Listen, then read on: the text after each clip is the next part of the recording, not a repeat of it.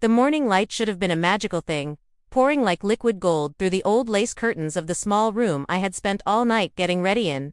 But there were no butterflies fluttering in my stomach.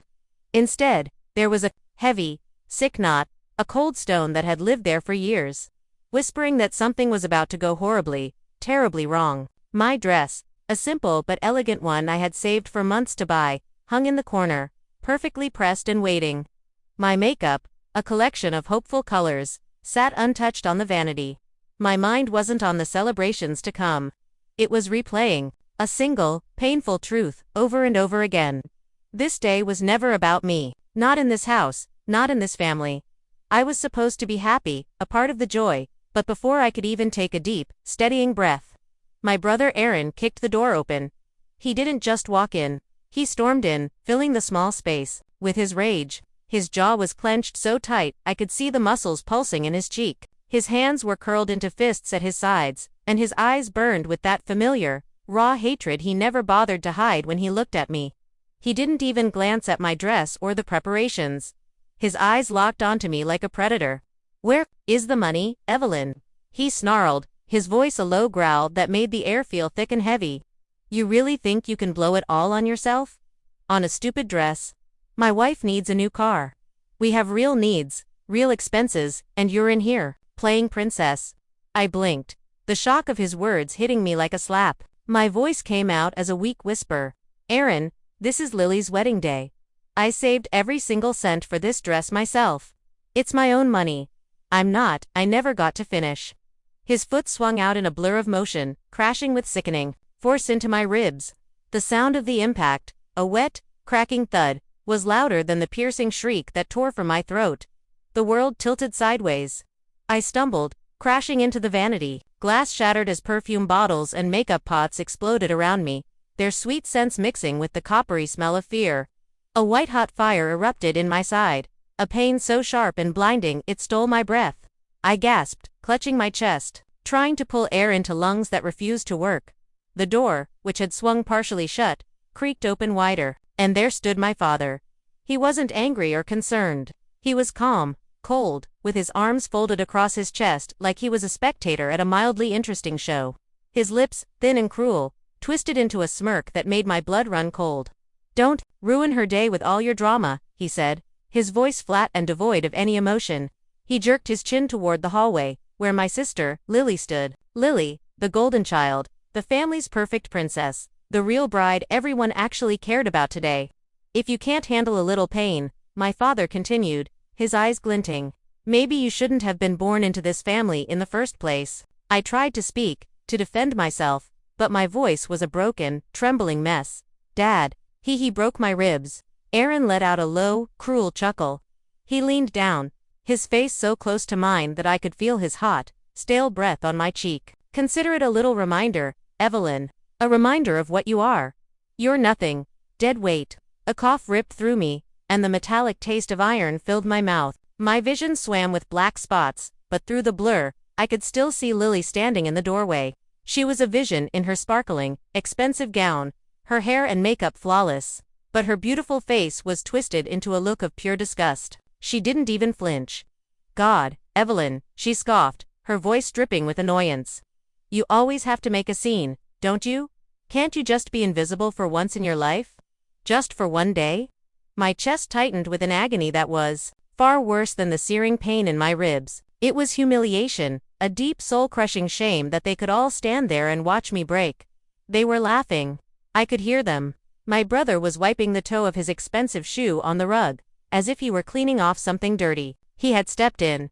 "Me." My father muttered the word pathetic under his breath before turning to walk away. My sister was already fussing with her hair, turning to a bridesmaid to complain about my theatrics, as if my shattered ribs were just irritating background noise to her perfect day.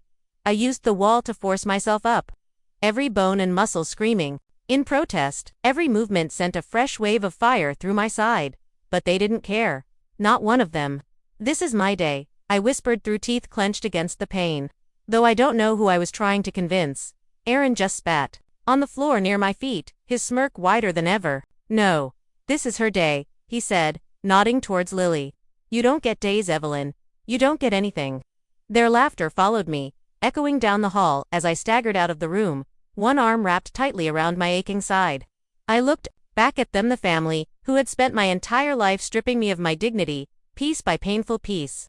The family who found my pain to be entertainment. The family who assumed my silence meant I was defeated, and in that moment, something inside me didn't just break, it shifted.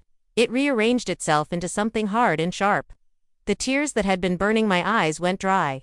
The sobs caught in my throat and died. A cold, dangerous calm settled over me, chilling my skin and steadying my shaking hands. If this was how they wanted to play, then I would make sure they remembered this wedding forever. It wouldn't be remembered for the beautiful flowers, or the expensive music, or Lily's perfect, fake smile. It would be remembered as the day Evelyn finally stopped being their punchline. I couldn't take a full breath without a sharp, stabbing pain tearing through my side, but somehow, I managed to slip out of that room and down the hallway. Their laughter was still bouncing off the walls behind me, a sick and twisted anthem to their cruelty. Each step I took sent a jolt of agony through my ribs, but with each jolt, the resolve inside me hardened into steel. I was not going to let them see me crawl. I was not going to let them see me cry. Not anymore. I found my way to the small, dark bathroom at the end of the hall. I locked the door, the click of the bolt sounding loud in the quiet space. I turned on the faucet, letting cold water rush into the sink, and stared at my reflection. In the cracked mirror, the person looking back at me was a stranger. A pale, haunted face with wild eyes, mascara ran in black streaks down my cheeks, and a smear of dried blood was crusted at the corner of my mouth. My ribs throbbed with a life of their own, a constant, brutal reminder with every shallow breath I managed to take. But behind the mess, behind the pain, my eyes were different. They weren't just filled with hurt anymore, they were filled with fire. They were dangerous. I leaned closer, my trembling hands gripping the edges of the porcelain sink until my knuckles turned white. "You will not ruin me," I whispered to the broken girl in the mirror. "Not Aaron, not Dad, not Lily, not this time, not ever again." For years, I had quietly swallowed their poison. I had been their easy target, their scapegoat, the street garbage, as my mother liked to call me, that they could throw insults at whenever they needed to feel bigger, stronger, more important. I was the sister who scrubbed the floors while Lily wore the crown. I was the daughter who could never, ever measure up to Dad's impossible standards. I was the shadow that followed them through every room, silent and forgotten. But that kick, that smirk on my father's face, that disgusted scoff from Lily, it wasn't just another wound. It was a spark. It had rewired something deep inside me. I wasn't going to leave this day in 1,000 broken pieces. If they thought I would crumble and play the victim one more time, they were dead wrong. I forced myself into the shower, not even bothering to take off my clothes. I let the shockingly cold water cascade over me, washing away the tears and the blood, shocking my system back into focus. My hands shook uncontrollably as I cleaned my face, combed my fingers through my dripping hair, and slowly, carefully, pulled myself together. Every bruise on my body screamed in protest, but my mind was strangely silent. It was focused. It was sharp. When I finally walked out of that bathroom, I was a different person. The house was buzzing with activity now. Laughter and the clinking of champagne glasses drifted from the living room. Relatives I barely knew were fussing over Lily's veil. No one even looked at me. I was invisible again. And for the very first time in my life, I was grateful for it. Being invisible gave me the space I needed to plan. I slipped past the crowded rooms, a ghost in my own home, until I reached my father's study, his throne room, the place where he kept all the strings he used to control our lives. The heavy, oak desk was a mess of papers, contracts, and business files. My father's empire wasn't built on hard work and honesty. I had known that since I was old enough to read the worry on the faces of the people who left his office. He built his world on intimidation, on shady shortcuts, and on fear. And there it was, all of it, laid out for me. Folder after folder of carelessly stacked documents, proof of unpaid contractors, records of illegal deals, and signed agreements with signatures that looked like they had been clumsily forged. My father had always underestimated me. He thought I was too stupid, too broken, too weak to understand the dark games he played behind closed doors. But I understood. I understood perfectly. And for the first time, I realized just how much power he had left lying around, completely unguarded. My heart thundered in my ears as I slipped a handful of the most damning papers into the small bag I carried. I took out my phone, the screen a bright light in the dim room. I started taking pictures. Each quiet click of the camera, a tiny declaration of war. Next came Aaron. His arrogance always left a trail. His laptop was on the chair, unlocked and open. I found his messages, chats with friends where he bragged about how he handled difficult clients with threats, how he skimmed cash from company accounts, and how he was using Lily's wedding to show off a wealthy lifestyle he hadn't earned. Screenshot after screenshot, I collected his guilt. And then there was Lily. The sweet, perfect princess bride. Her tablet was on the bedside table in her room. It told a very different story.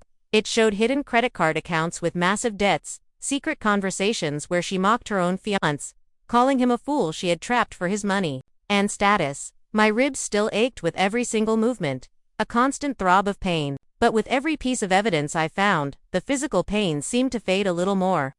For once, their endless cruelty had given me something useful. It had given me clarity.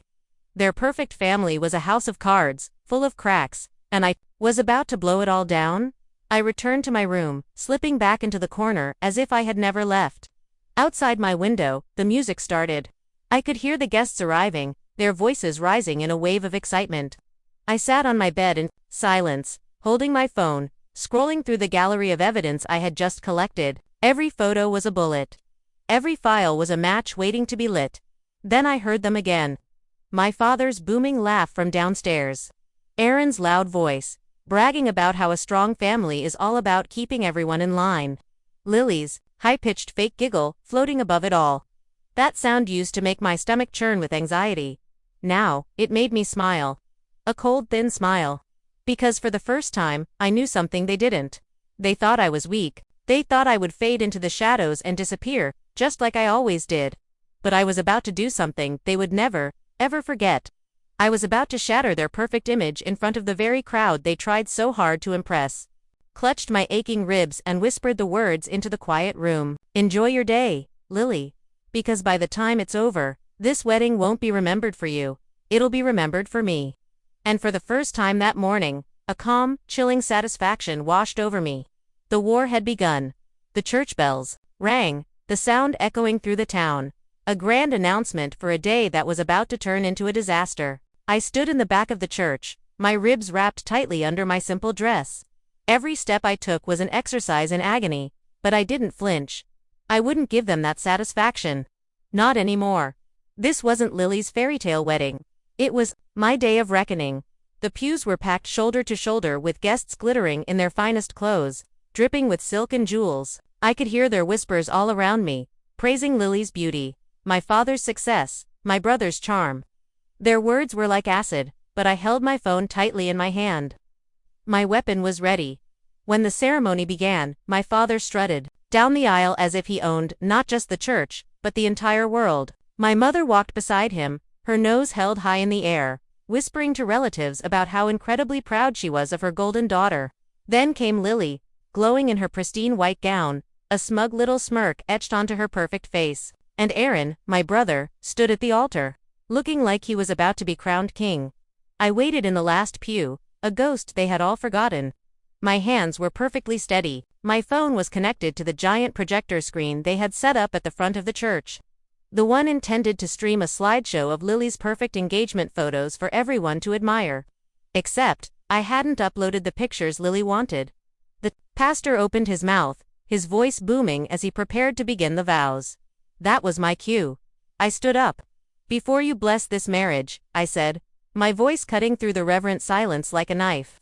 It was clear, strong, and unwavering. I think everyone here deserves to see the people they're really celebrating. A ripple of gasps spread across the pews.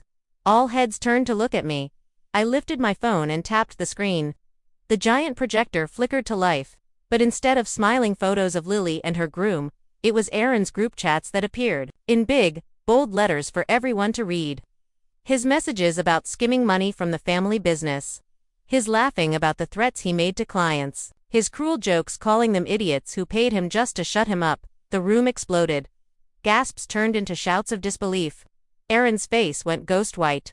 He took a step toward me, ready to lunge, but I raised my voice, talking over the growing chaos. Wait, I called out. There's more. The screen switched.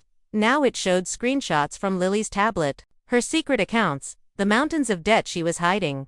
And the nasty conversations where she openly mocked her fiancé, calling him her puppet with a wallet. The groom's face, which had been beaming with joy moments before, twisted into a mask of pure rage. He snatched his hand away from Lily's as if he'd been burned. "You, what the hell is this?" he shouted, his voice cracking with betrayal. Lily stammered, trying to laugh it off as some kind of joke. But no one was laughing anymore. And then, I dropped the final hammer. The screen changed again, this time to my father's files. The forged contracts. The lists of unpaid workers. The fraudulent tax documents. Every single guest in that church, his business partners, his investors. His friends stared at the giant screen, their eyes wide with shock. A low buzz started as phones came out, cameras clicking, and whispers turned into an angry roar. My father shot up from his seat in the front row, his face turning a blotchy, furious red.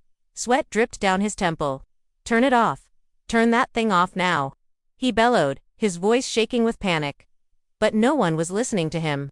"Pain teaches you faster, right, Dad?" I said, my voice steady and sharp, throwing his own cruel words back at him. "I guess you're about to learn just how fast it can spread." The crowd turned on him like a pack of wolves. Business partners stood up, shouting about fraud and demanding answers.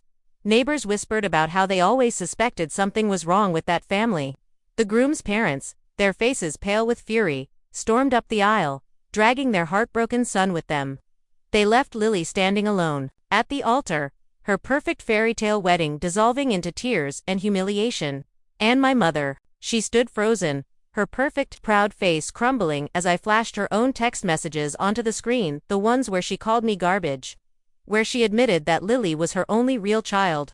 The guests stared at her as if she were poison. The church was complete chaos now. Phones were recording everything, people were yelling, and my family was flailing helplessly in the wreckage of the perfect life they had built on lies. I started walking down the aisle, my steps slow and deliberate. My ribs ached, but my chin was held high.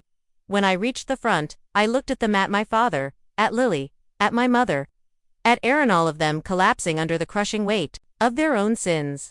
I leaned in close and whispered, "You tried to ruin my body, my life, and my spirit. But all you did was hand me the stage. And I just canceled you." Then I turned around, walked straight out the front doors of the church, and left them screaming in the ruins of their own reputation. Outside, the sun was bright. The church bells kept ringing, but they didn't sound like wedding bells anymore. They sounded like victory.